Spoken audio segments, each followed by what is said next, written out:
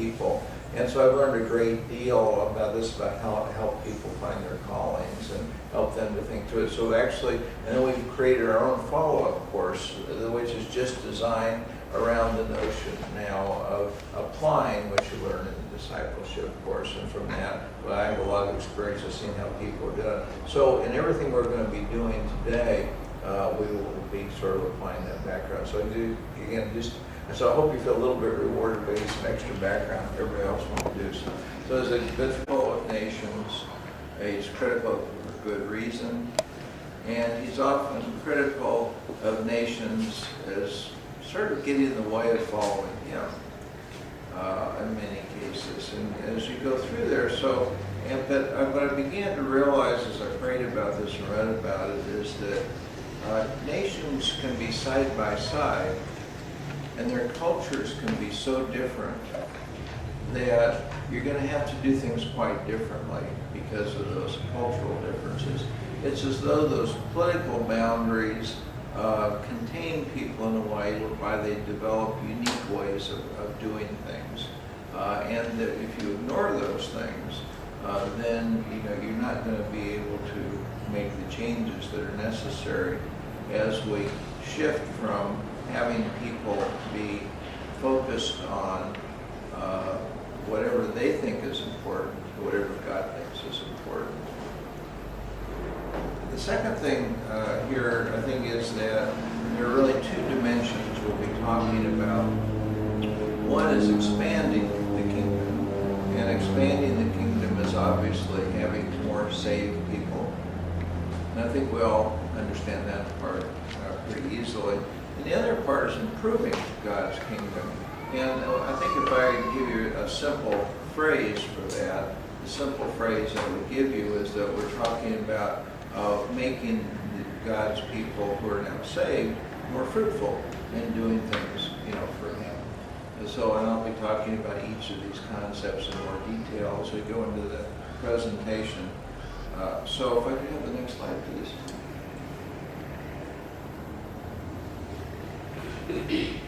Great. So there are many dimensions of fruitfulness. I'm going to focus on 5 of them today. And I'm going to talk about each of them in more detail, but I just wanted you to see what the 5 are. And I'll just explain a little bit about why these 5 are being selected. The spiritual dimension is obviously important because God is spirit, and He created us to be spiritual beings too.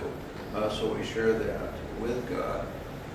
So obviously, if we're not being more spiritually fruitful, we're missing a pretty fundamental aspect of our own natures, and also our own ability to relate to God.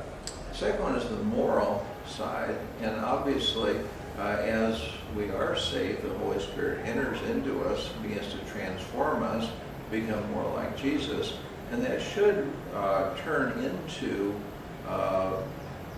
more moral behavior and less immoral behavior, at least for us. And then hopefully our example, our own actions, will have somewhat of an influence on those who aren't saved. Third dimension is health. If people, now we look at the individual callings, if people don't have the health they need to do their individual calling, then they're not going to be able to accomplish that. So we may have to enhance what's available to them so that they can be fruitful in that way, as well as somewhere along the line we have to be sure they know what their calling is. Then the fourth, emotionally, we're living in a world where emotional crises are quite common, all too common. And one reason is that the frequency by which people experience or observe traumatic events. And it's now pretty well established by researchers that if you have experienced or seen a traumatic event, such as often happens in the crime-ridden parts of America, and I'm going to be, I want to comment here for 2-3. I know a lot about being a lay Christian. I don't know very much about being a pastor. So I'm going to be describing things here that you're going to have to tailor into your own experience and make your own judgments about. So I'm going to be describing possibilities here. So I don't want you to feel as though this is something where these are answers that are going to fit 100% in the way I describe them to your situation. So I apologize if at any time I give a different impression than that.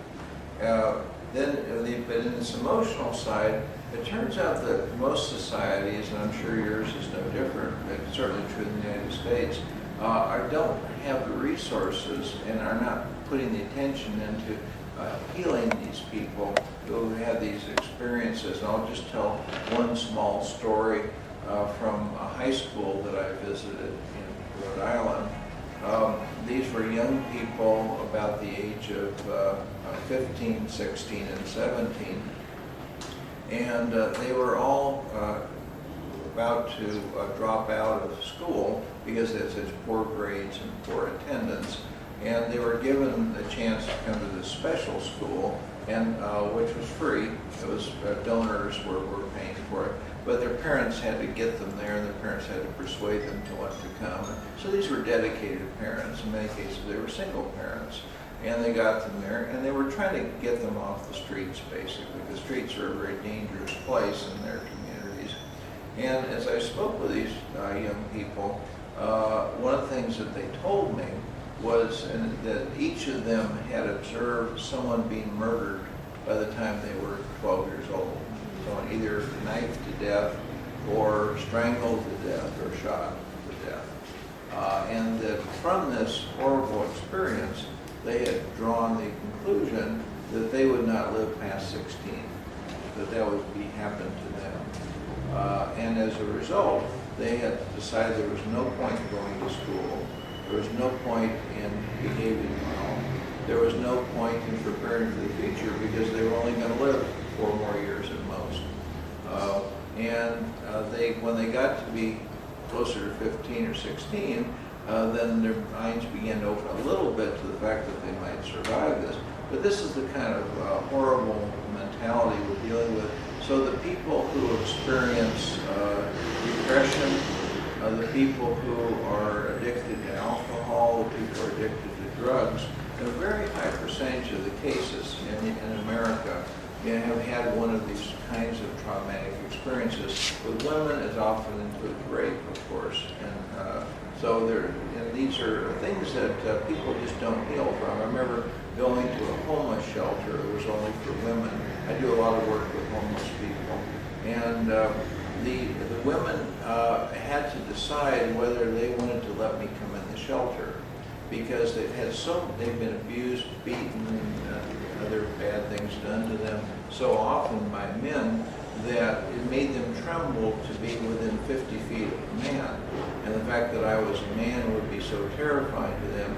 So it was quite a large church, and they were assured that I was not going to do anything bad to them. So they said, well, if I would stay in the far corner, which was about 150 feet away from where they were, it was all right if I came in, but I had to come in by the back door so I would not get close to them. So that's the kind of emotional pain that people are going through. There will never be enough psychologists, there'll never be enough drugs, there'll never be enough things to deal with that. So we're going to have to use godly resources to do this. We're going to have to use love and kindness, understanding, and addressing these things. And these are going to have to be addressed through the church because nobody else is going to take this seriously. Then finally, we have physical resources. There are obviously some things that you just can't do very well if you have certain physical resources. I would not be here speaking to you today if we didn't have airplanes, because if we still had sailing ships, it would have taken 6 months to get to the west side of Africa, and then I would have had to find some way to get across Africa, and those weren't very good methods either, and I probably wouldn't have survived the trip. So anyway, we have to have these resources. And obviously, we have this computer, and this projector, so that we can have this, and we have these recording devices. So those are all.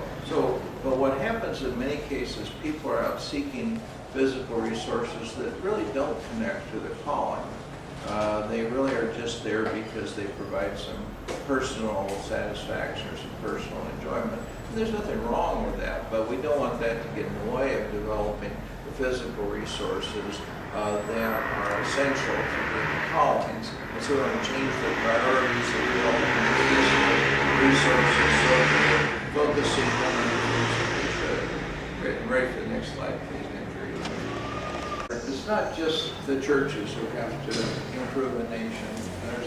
The individuals are obviously the core of this, because the non-believers, we have to get them to want to improve as well as the believers. But certainly churches are going to be a great help to the believers, because people are used to the notion that the church is the place where you get godly advice to work on the right things. And my experience when I've been in Africa is if you talk to a believer and their pastor asks them to do something, they take that very seriously. They may or may not do it perfectly, they may or may not do it right away, but they take it very seriously. It's not a casual thing at all. And they're, in many cases, they're going to do their best to follow that. So you have a lot of potential influence. Next is going to be ministries. So in other words, these would be places where it's more than one church involved. But of course, this could include where several churches get involved and just want to coordinate things. In other words, if you want to develop a discipleship course, each church doesn't have to do that. You could get together and each do 5 lessons, something like that on different topics, and make the job easier. So there are a lot of efficiencies involved. But in many cases, these ministries are also not plugged into focusing on enhancing these measures of fruitfulness. Then we have all these nonprofit organizations, which are again usually referred to as non-governmental organizations here. And they often have secular agendas. Some of them are religious organizations. But even religious organizations, I was struck, I won't mention the name of it, but it's an organization that I've worked with very closely for a long time. That's one that the church I'm involved with has been involved with for a long time. And I was really astonished to see that although they do lots of good work on fruitfulness, up until quite recently, they did absolutely no work at all witnessing. And yet they're often working with pastors who have very little theological training, pastors who may not even have Bibles, and who are relying on this organization for much of their training. And it would be an obvious thing for them to, as part of their curriculum, to teach people, how to witness properly, and they had not done that. And as soon as they began doing it, there, great fruit began to come. Lots of people were getting saved, and they could have been doing that for decades sooner. And I think many of the Christian organizations have a similar issue. They're so focused on the physical that they're missing, the spiritual side of fruitfulness. Schools. Now, obviously, the Christian schools are a great place to do this, but in some countries, and my sense is your country is one of them, there are opportunities to do this if either unofficially or in some cases officially. Certainly unofficially, there can be a Christian club of youth and so forth in the clubs that they could be working and learning these fruitfulness measures and making these kinds of changes. Again, they're going to need support from the churches or from ministries, or they're going to need support from someplace, because young people just don't know that much to really do those things yet. But many of them have a heart for God, and hopefully. I was saved at around 13 or 14, and many of them were saved early enough that they now are ready to get on the walk. Voluntary associations, a lot of times people have a common interest. It might be in football, or it might be in all kinds of things. But sometimes that interest can also be connected to another godly purpose that will increase some fruitfulness. For example, one of the things that I've often seen these organizations can do is that they may have a desire to, say they want to give back to the community. Well, they don't really usually have in mind how they might give back to the community, so we as Christians could give them some ideas, including things that would assist in fruitfulness development that are consistent with their purposes. So there's another place you can affect. Something that is becoming very important in other parts of the world. I heard an example just last night about a young woman trying to do this here in Tanzania for social enterprises. What these are organizations that emphasize doing good first. And then they try to earn enough profit so they can continue to do good. So profit is a secondary thing.